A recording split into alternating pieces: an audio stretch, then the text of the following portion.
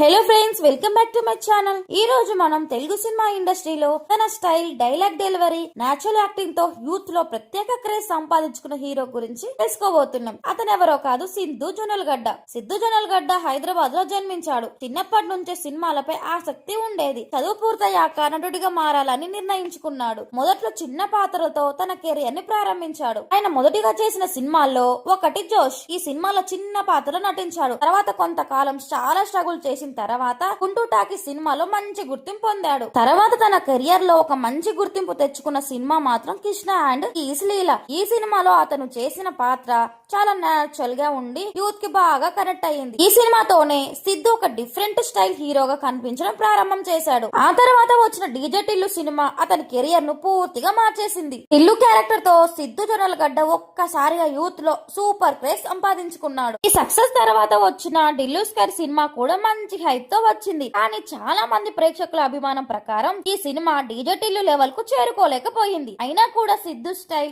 Entertainment మాత్రం ప్రేక్షకుల్ని ఆకట్టుకుంది. అలానే సిద్ధు చేసిన మరో సినిమా జాక్ కూడా విడుదలయ్యింది. ఈ సినిమాలో అతను కొత్తగా కనిపించడానికి ప్రయత్నించాడు. కానీ ఈ మూవీ కూడా మిక్స్డ్ టాక్ వచ్చింది. డీజే టిల్లుతో వచ్చిన ఇంపాక్ట్ ను ఈ సినిమా పూర్తిగా రీచ్ కాలేకపోయిందని చాలా మంది భావించారు. ఇలా మూవీస్ ద్వారా నెగిటివ్, పాజిటివ్ రివ్యూస్ వచ్చినా కూడా సిద్ధు జొన్నలగడ్డ తన స్టైల్, డైలాగ్ డెలివరీ, యాక్టింగ్ తో యూత్ లో మంచి ఫాలోయింగ్ సంపాదించాడు. ప్రతి సినిమాలో కొత్తదనం చూపించాలనే ప్రయత్నం అతనిలో కనిపించింది. సిద్ధు తన కెరియర్ లో ఇప్పటి వరకు సుమారుగా 10కి పైగా సినిమాలో నటించాడు. నటుడిగా మాత్రమే కాకుండా రైటర్ గా కూడా పనిచేస్తూ తన సినిమాలో క్రియేటివ్ ఇవ్వాలని అనుకున్నాడు. ప్రతిసారి అతనికి సింపుల్ లైఫ్ అంటే చాలా ఇష్టం. బ్లాక్ అండ్ వైట్ కలర్ అంటే అతనికి ఇష్టం అని చెప్తూ ఉన్నారు చాలా ఇంటర్వ్యూలో.